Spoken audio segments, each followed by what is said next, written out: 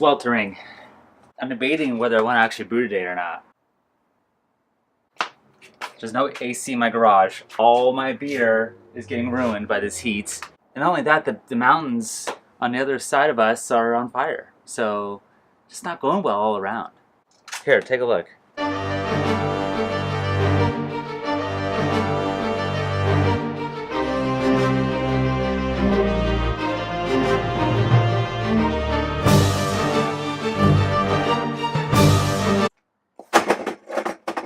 Today, I'm doing something really weird. I'm doing 100% rye malt beer.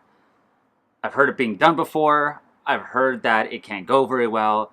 And I've heard that's not a good idea to do. And the main reason being is that rye is filled with a long sugar chain called beta glucans. And those beta glucans can really gum up your mash and you get a stuck mash.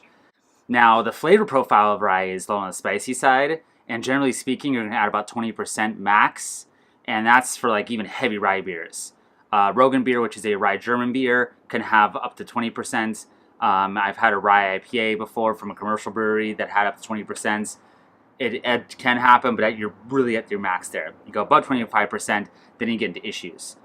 The flavor profile on this is going to be interesting. I have no idea what I'm going to get. I don't know how spicy it's going to be. I don't know how weird it's going to be. And the way to really control the mash is to do what's called a beta glucan rest. And that is performed at 95 degrees Fahrenheit up to 113 degrees Fahrenheit. And what that does is that rest breaks up those longer gummy sugars and helps the mash become basically easier to work with. You can also add what's called rice hulls, and rice hulls help keep the mash from gumming up as well. Thankfully, I'm only doing a 1 gallon batch, so I don't have to worry about it too much. If it gets gummed up, I'll just stir it around heavy. If you're dealing in a 5-10 gallon batch, vital that you do those steps if you're putting a ton of rye into it. You can also get gummy and stuck sparges and stuck mashes and all that stuff. If you have 25% and over of, let's say, even like flaked oats, unmodified malts will have it. If you do like raw wheat, stuff like that. You can also do what's called a cereal mash, which is a whole series of steps you do to break up those gummy sugars. I've done it once before and it worked pretty well. I'll link that below in my description. And there's other resources out there about how to do cereal mashes. They're a great thing to do if you have a ton of that stuff in it. So for this though, I'm just going to go for it. I'm going to mash in and see what happens. The yeast I'm using is a Kolsch yeast, which is a white yeast Kolsch yeast. I forgot the number of it. I'll throw it right now below here. Then I'm going to add just a dash of Summit in my boil, just for a little bittering, for about 30 IBUs. And yeah, call it a day. The focus on this is to see what the rye is going to do. I'm very, very curious. I also don't think I'm going to get that great of efficiency with this. I think I'm going to get probably in the low mid-60s is my guess. So my goal is to start around 1030 for my pre-boil gravity, and then to end around 1060 in my post-boil gravity. So yeah, I'm excited. Let's start the brew day. Just gotta suck it up. Just gotta suck it up. Just gotta deal with it and embrace it. It feels so good. I don't know what anything is even. What am I looking for? I'm gonna heat up 0.75 gallons for my first rest, which is my beta glucan rest, because I need to break up these sugars for this rye malt. And yeah, let's get it started. I might be a little delirious today. We'll see. Gotta take some vitamins maybe drink some water. Beer will probably help with the heat, right?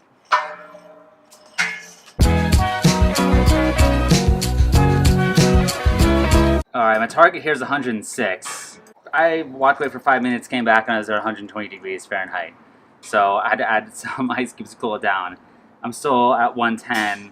I'm gonna need to add a couple more ice cubes. I'd be really curious to see what the ambient temperature is coming out of the hose faucet. 90 degrees Fahrenheit. Nope, 92. That's not in your brew books, is it? To start with 92 degrees Fahrenheit water? It's so hot out, I think honestly I can put 106 degrees worth of water and my grain will be pretty much exactly where it needs to be because the temperature is that hot. Got the grain here. I got my rice hulls. I'm gonna eyeball this. Usually it's like a handful per 5 gallons or so, which is about what that is, and that's just for a 1 gallon batch. So I think that'll be enough. I think it'll be okay, because I can always stir it around a little bit. to really break it up. But in a 5-gallon batch or a 10-gallon batch, I would definitely do a bladed Glucan rest doing 100% rye beer, and definitely throw rye salts into there because it's gonna get gummy. I've heard horror stories of people trying this and just going horribly awry. Did I just do a pun? The ambient temperature here says 106. It feels 106. All right, so this says 106 also. I got this 106. I put it in here, and it's still at 106, which means that there was no temperature difference adding the water to the grain right now. That's crazy. I've never seen that before. I guess brewing on really hot days can have its advantages, right? You don't even really need to heat the water at all.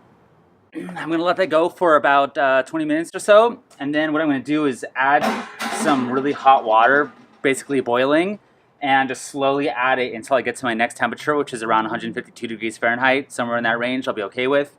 I'm not going to measure the amount. I'm going to do probably about 2 gallons worth in this pot. No, probably less. I'll probably do like 1.5 gallons or so, and then slowly add that, and that should be about enough. I doughed it in really thick, at about 1 quart per pound of grain of water. So by the time I add this water to it, it'll probably be close to like 2 quarts per pound of grain, somewhere in that range. All right, I'm at 200 degrees for my water. All right, I'm gonna add a little bit at a time and take a measurement. Kind of eyeball it here a little bit. I did cut this water, by the way, in half with distilled water, just to keep that pH in my level range. And I will take a pH reading when I get to my target temp. So the Beersmith program said to add 3 quarts of water to get to 152 degrees Fahrenheit. I didn't believe it. Either I'm doing something wrong or their math is off. I've noticed they always way undershoot what is needed. So I figured I'll double that. That's all of it. That's all the water. That's almost 1.5 gallons. It's actually specifically 1.4 gallons. And that got me to 150 degrees Fahrenheit on the dot. I would recommend if anyone does this kind of stuff, or they're just eyeballing it, just do what I did. Add a little bit at a time, take temperature, a little bit at a time, take a temperature until you get to what you want. And if anything, go a little thicker on your first mash, just to make sure. And now, yeah, let's take a pH reading. My pH is at 5.7, that sucks. I'm gonna add some lactic acid. I think because it's so thin, the pH has had a hard time dropping. You usually need to add a little more lactic acid or acid malt if you're gonna have this thin of a mash. So I'll take it again here in a minute and see where I'm at. So for this 1 gallon batch, I added 0.5 milliliter of lactic acid, and that got me to 5.55 from 5.75. So generally speaking, 1 milliliter of lactic acid drops your pH by 0.1. I think that more applies to 5 gallon batches, so I undercut that quite a bit and add and test and add and test. So the quicker I do it, the better, because the longer it sits, by the time I get to where I wanted to get to, it's already been converted. So, and conversion usually happens in the first 15-20 minutes. Just food for thought and thought for food and all that stuff.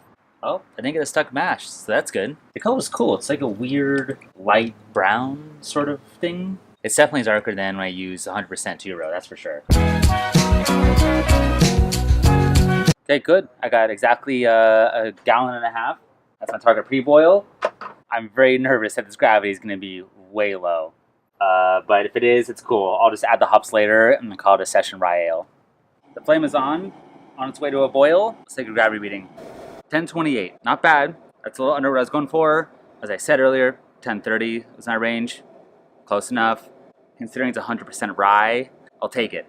I did collect also the entire runnings off that last runoff. I did not have to do a sparge, which I love not doing. So man, I'm rocking and rolling right now. This is fantastic.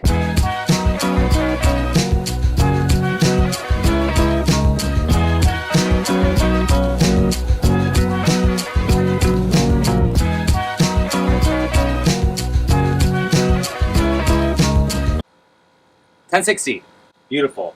I did a little more vigorous boil this time, so my boil off rate was a little bit better. I think it was closer to my 0.75 gallon boil off, and last time I was at 0.7.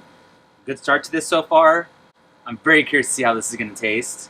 Got my Kolsch's here, which is a little old, I think. I think it's like maybe 3 or 4 months old. Could be older. There's no date on there. I gotta start doing that. If the fermentation really suffers and nothing's happening about a day or two, I'll just throw some US-05 at it. I have some lying around. So I'll get it going regardless. Yeah, so this is now at 80 degrees Fahrenheit. Got the ice in here.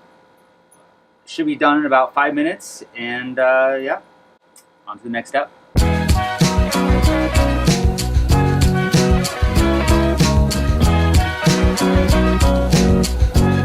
Good brew day. I'm happy everything went according to plan this time. Yeah, I'm really excited about this one. I'm really excited to see how spicy it's gonna be. I'm really curious about the flavors. It's gonna be a really cool one, I think. I'll probably keep it around 60 degrees Fahrenheit. Maybe. As I said previously in my other videos, if you've watched before, that is broken, this right here. And that is my temp controller. I'm gonna have to ice bath this. I think I'm gonna do it in my mash tun, in my igloo cooler, I should say. And I think it'll insulate pretty well. I hope I can keep it around 60 to 62. If it creeps up to 65 degrees Fahrenheit, I'm not too unhappy about that. So yeah, stay tuned for the tasting notes on this. It should be up in about 4 weeks probably. So yeah, like, subscribe, and yeah, get out there and brew some freaking beer.